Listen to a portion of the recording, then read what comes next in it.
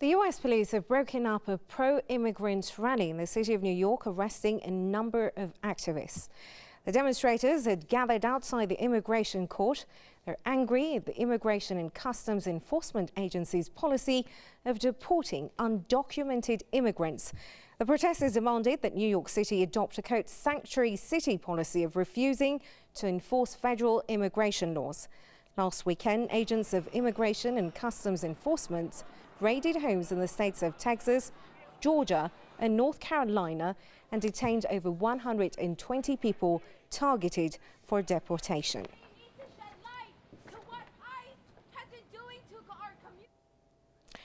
Well, to understand what's going on there, we're joined from New York by Press TV's correspondent there, Caleb Moppin. Caleb, tell us what's going on in the streets of New York at the moment, and don't Americans have the right to freedom of protest? Why are they being detained at this point?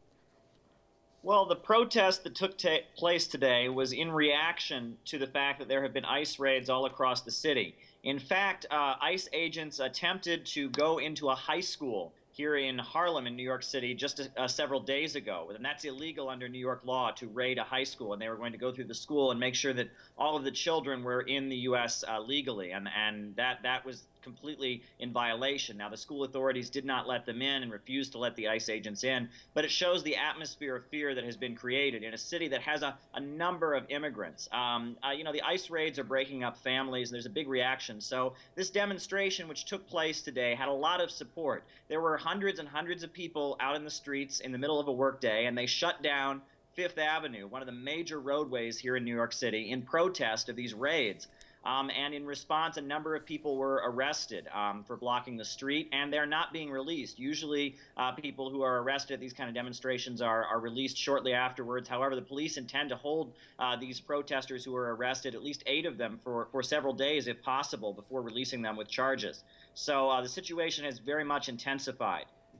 So do you think the protests are going to go on, or people are being silenced by fear and through fear? Well, it's interesting because these protests represent kind of a division between New York City's local government and the federal government of the United States. New York City law has basically tried to restrain these kind of raids that are being carried out by the federal U.S. government against immigrant workers. The New York City Council has passed legislation outlawing a lot of the things that are happening, but yet the federal government is doing them in defiance of the local government.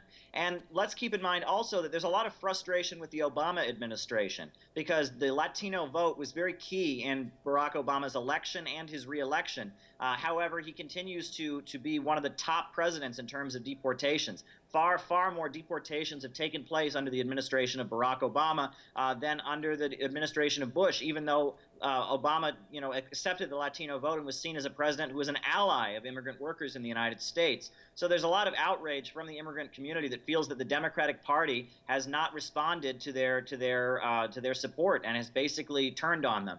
Furthermore, there's been an atmosphere of fear kind of ramped up. Candidates like Donald Trump have really, played up the need for deportations, the need to build a wall between the U.S. and Mexico as a big part of their rallying cry.